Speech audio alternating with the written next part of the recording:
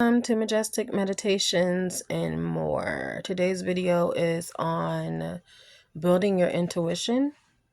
I've had a lot of requests to do this video, so here it is. If you see me looking off to the side, it is simply because I have my notes. I am still getting over being shy, so I don't want to forget important tips or facts that I would like to share with you. So here we are. Have you ever been in a situation or had a strong feeling about a situation or person or something that you shouldn't do or something that you should do? That's your intuition. It's an innate understanding of what's true. It doesn't come from your conscious mind, and nor is it something you can research and learn. It's something that takes time of reflection and engagement in self. It's the unconscious mind rapidly shifting through past experiences and knowledge. It's an ability that everyone has, but not everyone decides to tap into it fully or even listen to it. Developing intuition takes time and observation. You have to become more aware of yourself and how your intuition speaks to you. Some people feel shivers over the body. Some people feel tingles of the skin. Their hair stands up. Some people get the gut instinct. For myself, I've always been very heart centered. I have the clears, so I feel deeply. So my intuition, I usually feel it in my heart center. When something's not right, something's off, or if something is good for me to do, I'll feel it in my heart center. And it varies with other people. But here are some of the main tips to help you nurture and develop your intuition. Number one tip, meditate. When your energy is all over the place, it's hard to tune in with yourself and what you have going on and the messages that you are receiving from your intuition. Intuition develops and strengthens during quiet times. It can be as simple as sitting for 5 minutes with no distractions, or go and isolate yourself so that you can stop with everything that's going on around you and listen to what's going on internally. Number two, listening to self and following gut instinct.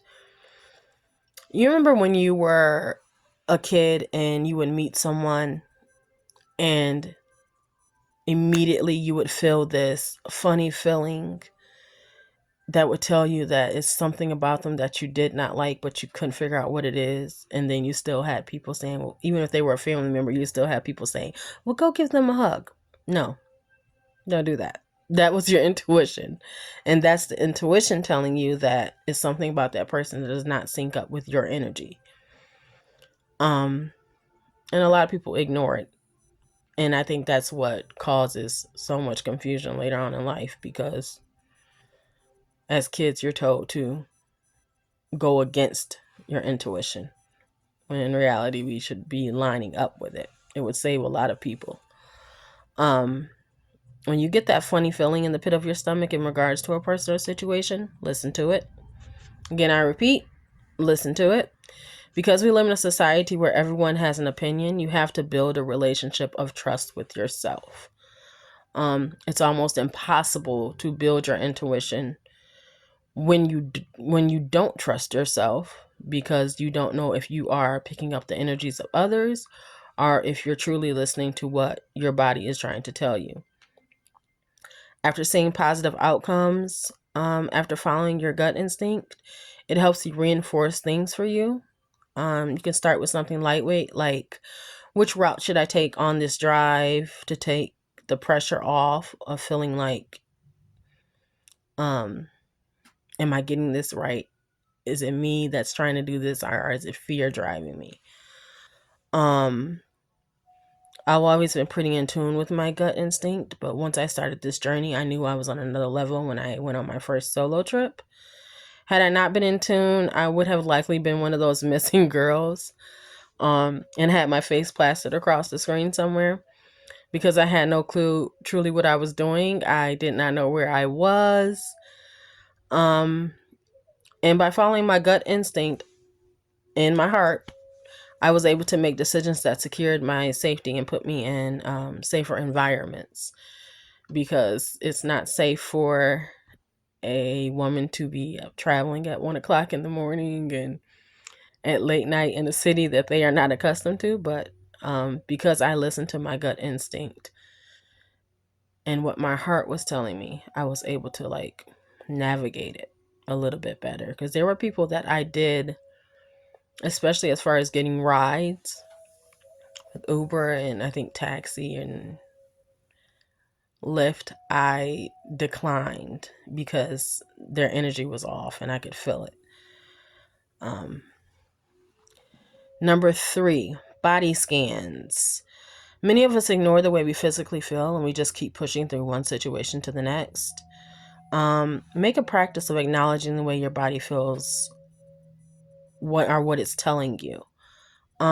Scan your body throughout the day. You scan from the top of your head down to the bottom of your feet. At that time, you notice any tension or sensations, good or bad, that you feel in your body. The goal is to become so present and in tune with your body that even the subtle message will grab your attention. Such as your ear itching, or like I said, the hairs stand up on your arms, or the fuzzy feeling in the stomach, or I've even had a couple people tell me that they sneeze when they come around energies that their intuition is telling them that they need to back away from, or situations that they need to back away from. Number 4, being outside. Get outside. Being outside is so important anyhow, but when building intuition, it's even more important because it clears your mind and makes you mindful of all the beauty that surrounds you, with the trees, the grass, and the different scents in the air. And it allows you to stay grounded so that you don't psych yourself up and lose focus. And you are able to get in tune with your natural energy. Number 5, technology fast.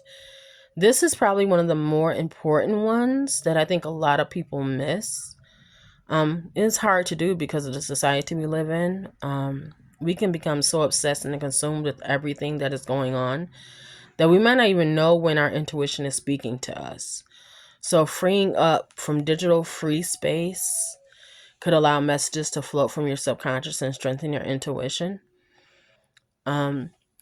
We live in a society where it's literally centered around social media. So taking that break from other people's energies and focusing internally on yours, and taking that time to listen to exactly what you want, what you need, how you feel, is so very important for building your intuition. Number 6, question yourself. Be direct. Write out a question you're thinking about and then sit with it. See what pops up. Journal about anything that comes up as a potential guidance or an answer to your question. Sometimes focusing on the question is enough. I might add, look for the signs everywhere. For example, mine come through angel numbers, which I will do a video on. Number 7, journaling. Journaling. I will say it again, journaling. If you don't like writing, record. But I think writing is probably the best tool. It can override the chaos of the conscious mind and allow things to really come to the surface. I've sat down and I've journaled for about 3 hours at one time. But I will say, starting off, if you're not much of a person who is into writing, I would say start off small and commit to a paragraph, then gradually build. Document things that come as signs or interesting coincidences. It's important to do that so you'll be able to go back and look. Journaling gives you the opportunity to connect the dots and make sense of what is happening. I've used to journal and like keep a diary, as most little girls do. And then I kind of fell off of writing. And then I picked up journaling again. And now I have journals that I have collected over the past probably 5 years. And being able to go back and look at them and see the signs that I was receiving, that I was receiving, and the growth, it helps you have confidence in your intuition, when you're able to go back and look and pay attention to the things that you were being given and that you actually took the steps on. um,